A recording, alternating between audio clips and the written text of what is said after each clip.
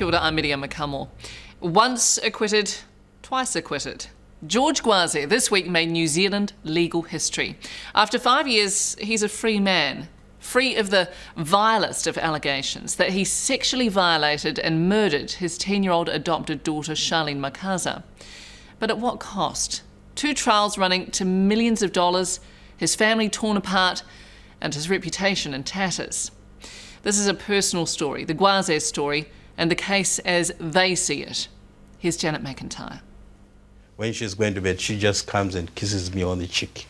Say, good night, Daddy. And did she this night? This night? Yes. I don't remember that she did that. I don't remember. But I remember we said good night to each other, yeah. She called at me, good night, and I said, good night, Charlene. And that was it. That's the last time I saw her.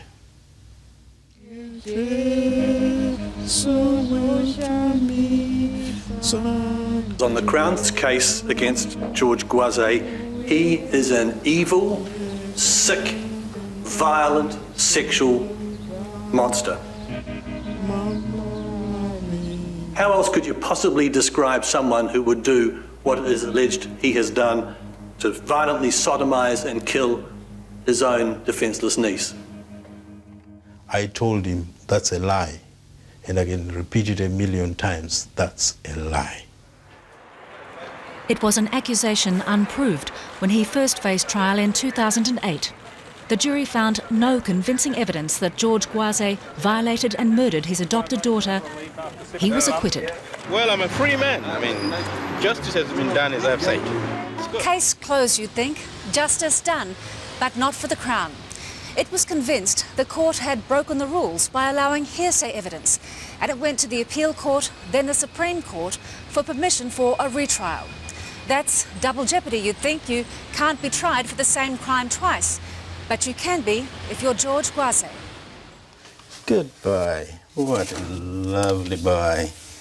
Ooh. For 2 years, as the Crown has worked to again prove he's a murderer, George Gwaze has been working to get his life back on track. Puffins weighing in at 5.3 kilos and requires a vaccination. All right? He's been trying to get accreditation to become a New Zealand vet. Seems like part of the furniture now. Working unpaid at this Auckland practice just to get experience. No one feels nervous around him. No, he's a really kind, gentle guy. And I'm ready, I must say, to work in New Zealand in the field, yeah. We first met the Gwaze family 4 years ago, close-knit and deeply religious. George, his wife Safiso and their children, all university educated. Charlene, a young relative, had lost both her parents in Zimbabwe, probably as a consequence of HIV. The Gwazes adopted her before they immigrated here. Unbeknown to them, Charlene too was HIV positive. One thing I won't forget about Charlene was a cute little laugh. She couldn't say her R's, so she couldn't say sorry. She'd say sorry. A happy child, but sickly. I asked Charlene once if she prayed to God, and she said to me, yes, I do pray because I've been coughing. And she was under the impression that for God to hear her prayer, she had to wake up really early in the morning and be the first person to pray to God. But neither God nor anyone else was listening out for Charlene as she was allegedly attacked in her home, a few footsteps away from the rest of her family. In this house, 4 other people were asleep that night, but no one heard a thing. These upstairs bedrooms are practically side by side. George Jr. was in here, and just a few metres along were his parents, George Sr. and his wife Safiso. In the room right next to them, Charlene was asleep right beside her cousin. Our beds were just this much apart. Notando Gwaze slept in the bed next to Charlene, close enough to hold hands, and they sometimes did. As you know, the Crown case is your father did come in the room. Yes. And he raped her. Yeah, so they say. So if you were in there, you must have heard that. I did not hear anything. I did not hear anything or see anyone come into our room that night. If he gets up, I know he's out of the bed, but he did not get up. But the Crown would say George did get up. He snuck into Charlene's room, sexually violated and smothered her. The whole Gwaze family, the Crown said, was lying to cover for him.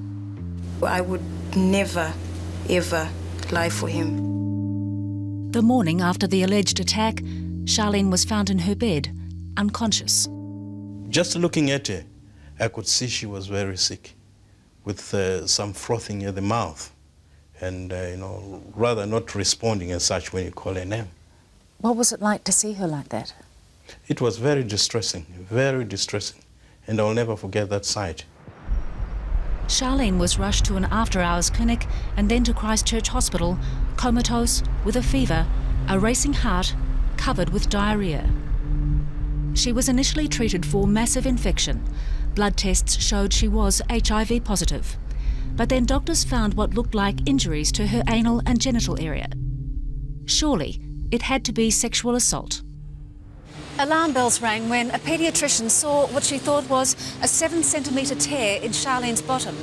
It was crucial evidence for the Crown in that first trial, even though other Crown witnesses testified it wasn't there.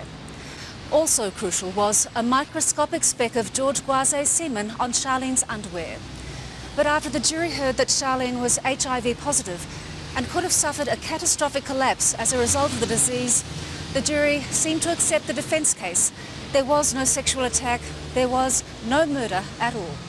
I'm very relieved. At least justice has been done.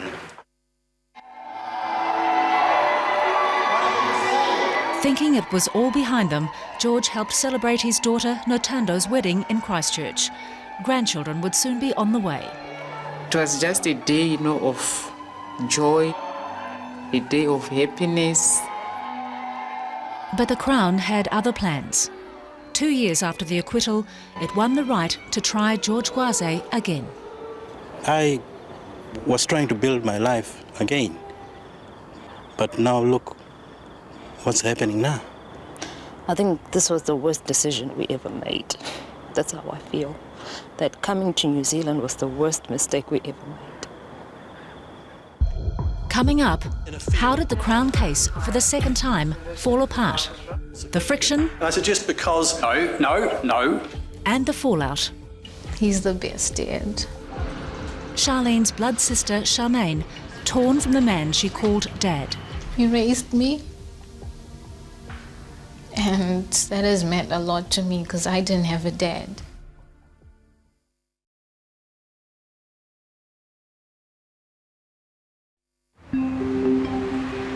Charmaine Makaza, 17, has grown up losing the people she loves. Her own biological parents died when she was an infant in Zimbabwe. Her sister Charlene, as we know, died here. Then the only man she's called Dad, George Gwaze, was taken away from her.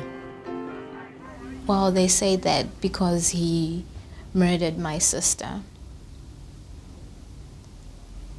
So maybe he would try to do that to me. What's he like? He's the best dad. And he's my best friend. And he's been a friend to me since he raised me. And that has meant a lot to me because I didn't have a dad. But he decided to be my dad. And you've lost him for 5 years? Yeah. It was explained to me in black and white that, if George, gets near Charmaine, it's immediate arrest. So I always try, to make sure that, it doesn't happen. May 2012, and the Gwaze family, minus Charmaine, sit through the second trial of their lives. George Gwaze again charged by the Crown with sexually violating and murdering his adopted daughter. This is an illogical and inexplicable crime. The problem is that no one ever asked the right questions, and that is what might be the alternative explanation to trauma here. And the obvious Jonathan question- Eaton, counsel for George Gwaze at both trials. And the obvious question we've always argued was, well, Charlene has HIV. What do we know about HIV in Christchurch? Don't we need to go to somebody internationally to help work out whether there's some possible relationship between what's being found and her status? Why do you think that didn't happen? I think such was the strength of the opinion being given by some of the local medical people that the police thought it was a waste of time. They were being guided by the medical opinion out of Christchurch. Those people were expressing very, very strong views, black and white views, which I guess said to the police, well, it'd be a waste of time because we're being told it must be irrelevant. 6 Crown witnesses, all in my submission, specialists in their field, all with considerable experience, say this was blunt force trauma. Could they all be wrong? The Crown witnesses had said it once, they said it again. Paediatrician Dr Maud Mates-Dennis with a 7-centimetre rectal tear on Charlene that other doctors, Crown witnesses, didn't see. That she had this gaping wound, and that gaping wound is not caused by HIV process. But later she conceded there was no gaping wound. Instead, she described it as disrupted tissue. You think as an independent expert witness in this case, it's fair for you to describe it to the jury as a great gaping wound? No, I don't think that's fair. So. There is no bleeding around. Forensic pathologist Dr Martin Sage testified about a damaged sphincter muscle, but admitted he never mentioned it in his original report. But why did you not record it if it was significant? It's not recorded. Because it wasn't significant, and I suggest because... No. Don't put words into my mouth, thank you. You are saying I didn't record it because it wasn't significant. I didn't record it. You cannot infer from that whether it is significant or not. Forensic pathologist Dr Lorna Martin, flown in from South Africa for the Crown, stunned the court when she said she'd seen a child with HIV with anal injuries similar to Charlene's, but who had not been sexually violated. So, in the case where you've seen these similar injuries, you decided they weren't from trauma? Yes, indeed. Had you disclosed that to the Crown, that you were aware of that case? No, I don't think I did. Because recalled by the Crown by the next day to clarify that evidence, in effect, she recanted it.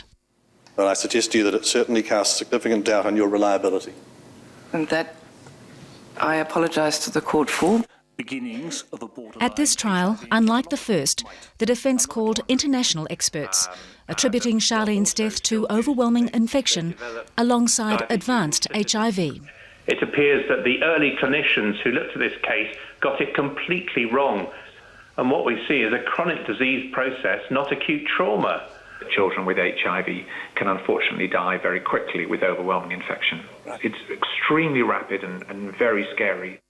So you've performed autopsies on the bodies of people who had HIV or AIDS? I've done well over 1,000. I rather lost count some time ago. Mostly Key defence witness, HIV expert, Professor Sebastian Lucas from King's College in London, was shocked when he saw under a microscope the extent of Charlene's HIV.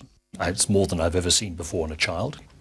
I look at the lungs and they are very damaged by HIV-driven inflammatory process, which is actually not just filling up the lungs with a few things, but actually destroying the lung tissue in front of my eyes. I look at the bowel, and that's also got the destructive effect of the HIV virus. And I look at the anus and the genital area, and I can see the virus there, and I can see it causing damage to those lining surfaces. The Crown witnesses were adamant they saw tears, abrasions and bruises. That's what they saw because that's what they're used to seeing. You tend to see what you want to see and what you're used to seeing. So if you're a forensic trauma expert, that's what you go for. And what do you see? Well, I'm looking down the microscope at the linings of these tissues, the anus and the genitalia, and when I look at it, I see that it's being undermined and damaged from underneath. And that's related to HIV and inflammation. What I'm not seeing, it's being damaged from the outside. But what was of real surprise and concern is that nobody, none of the Crown people even wanted to look at the work that Professor Lucas had done. He'd summarised it in a report. He had the slides available, but nobody wanted to look at it. And well before this trial, the Crown knew what Professor Lucas had to say? Yes, a long time in advance, yes. No, we made full disclosure. And the reaction was? Zero. And what about that central plank in the Crown case? That tiny speck of George Gwaze semen found on Charlene's underwear? Scientist Sue Vintner of the ESR said at Trial 1 it got there through sexual contact. At Trial 2, she conceded it just as likely got there in the family wash. The fact that items are being laundered together really changes everything. Yes, you do have to consider that. In the end, the Crown couldn't prove its case. And for the second time, George Gwaze walked from court a free man. So glad to meet you all here. all of you are smiling, and I'm smiling. And I would like to thank everyone for their support. When you know the truth, that nothing happened, you feel relieved. And I was always at ease, very composed, and now this, I'm happy. Give George a kiss. Unable to share the moment, George's daughter Charlene, hoping one day court orders keeping her apart from her father will be lifted. Her little sister Charlene, who suffered in her last hours, her body dissected and photographed, her life and death laid bare in a courtroom. Finally, she was given some dignity. So we asked the Crown about the disclosure of evidence from Professor Lucas and other defence experts prior to the trial. The Crown tells us their own experts reviewed that evidence and their opinions remained unchanged.